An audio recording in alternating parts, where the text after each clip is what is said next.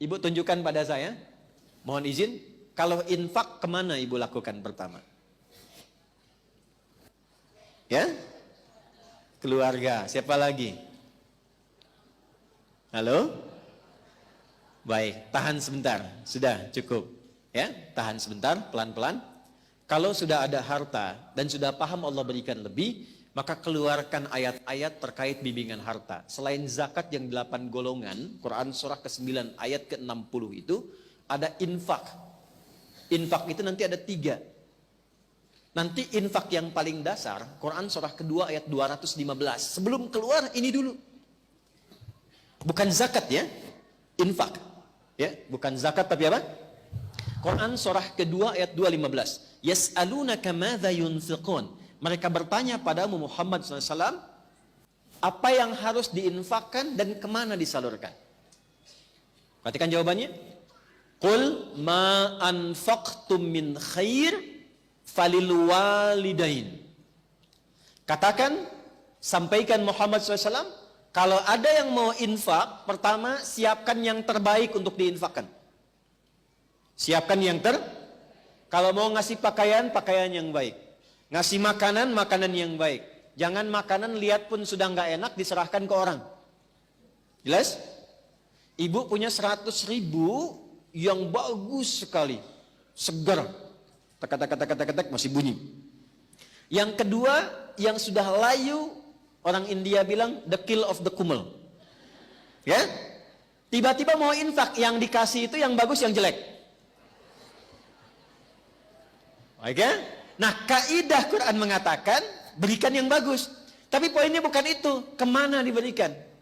Ternyata yang pertama diinfaki itu orang tua.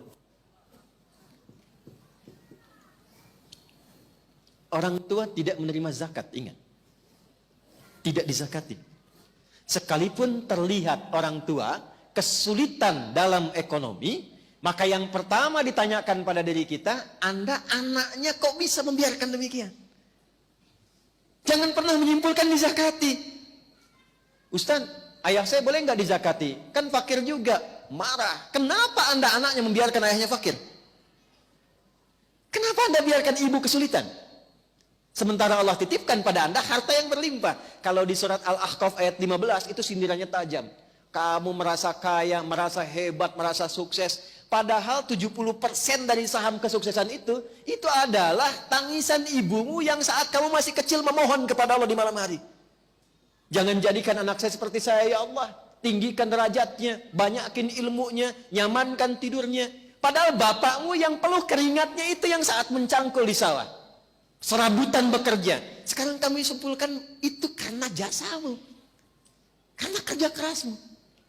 Karena itulah ketika seseorang sukses, bahkan usia 40 tahun, itu langsung dibimbing oleh Allah supaya tidak lupa dengan bagian pertama ini. Doanya langsung di Quran surah ke-46 ayat 15. Rabbi auzi'ni an ashkura ni'mataka allati an'amta alayya wa ala walidayya. Itulah sebabnya kenapa orang tua diikutkan di situ.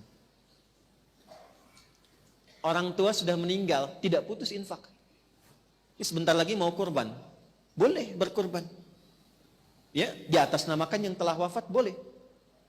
Boleh. Ya. Dan itu sudah banyak hadisnya tentang itu. Kemudian misalnya, alhamdulillah saya punya uang 50.000. Apa yang paling mudah dilakukan? Beli mushaf misalnya. Kasih ke penghafal Quran. Niatkan kepada Allah untuk berbakti kepada kedua orang tua. Itu setiap dibacakan ngalir pahalanya. Jadi berbuat baik pada orang tua itu selalu cepat dijawab oleh Allah. Jadi kalau ibu ingin menerjemahkan amalan Sayyidah Khadijah dengan hartanya, kalau beliau dulu punya Nabi, sekarang kita bawa ke tingkat tertinggi yang diletakkan pengabdiannya setelah ibadah kepada Allah. Quran surah 17 ayat 23. Wa qada rabbuka alla ta'budu illa iyyahu wa bil walidaini ihsana. Makanya Ibnu Abbas radhiyallahu taala anhuma, beliau sampai berfatwa begini, saya tidak melihat amalan terbaik yang bisa dilakukan untuk mendapatkan rahmat Allah atau kama qala kecuali birrul walidain. Bakti pada orang tua. Sekalipun sudah meninggal, tetap muliakan, minimal dengan doa. Masih ingat kan doa yang melahirkan jariah? Waladin salihin yad'u. Doa anak saleh. Nah, sepanjang masih hidup, ibu jangan simpulkan, saya rasanya belum solihah. Kalau begitu jadi solihah. Dekati Allah. Dekati Allah. Dan saat sudah ibadah itu berdoa. Ibadah yang sudah dilakukan setelah beramal soleh, itulah doa anak soleh. Sholat amal soleh bukan? Ya, setelah sholat berdoa. Di antara doanya untuk orang tua. Baca Quran amal soleh bukan? Berapa banyak orang setelah baca Quran yang berdoa? Saya perhatikan selesai tutup aja. Ambil manfaatnya. Selesai baca, berdoa. Berdoa. Demikian saat berzakat, berinfak, berdoa di situ. Walidain, wal aqrabin, kerabat dekat. Betapa bagus dan saya senang berinfak keluar sampai ke luar negeri, bagus. Luar daerah, tapi jangan lupa ada kerabat terdekat. Kakak, adik, anak kakak, anak adik, sepupu. Wal yatama, anak yatim. Anak yatim itu ditekankannya pakai infak. Walaupun dia kaya, nggak apa-apa. Datangnya nggak harus bawa uang, bawa hadiah yang menyenangkan dia. Ketika dia senang, berdoa. Bukankah anak yatim itu dekat dengan perhatian Nabi? Ya kan? Anak yatim itu dekat dalam pemeliharaan Allah. Fa ammal yatima fala taqhar. Allah perhatikan dia. Jadi kita narik perhatian Allah melalui kebaikan pada anak yatim. Begitu ada harta, kunjungi. Kalaupun saudara meninggalkan yatim ada anaknya dan dia kaya, nggak harus bawa uang. Mungkin 1 juta nggak ada apa-apanya buat dia. 1 miliar nggak ada harganya karena hartanya triliunan misalnya.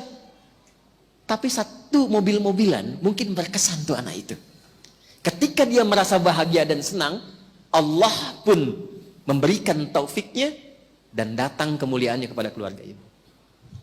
Wal masakin, orang miskin. Yang kelima, wabnis sabil, yang kesulitan dalam perjalanan. Termasuk itu anak-anak yang sekolah. Kenapa nggak ibu bikin program beasiswa? Biaya SPP-nya. Ya, itu tinggi nilai di hadapan Allah Subhanahu wa taala.